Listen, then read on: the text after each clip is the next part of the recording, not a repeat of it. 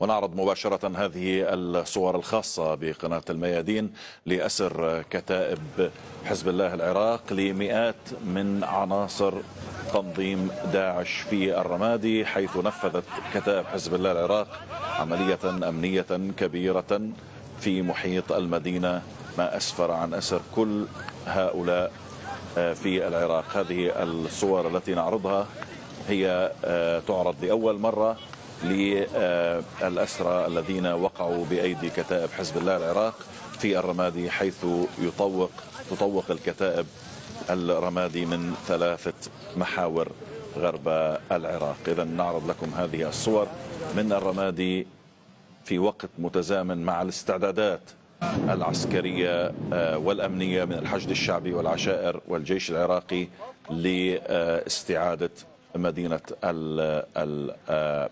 الرمادي وأيضا معركة الأنبار.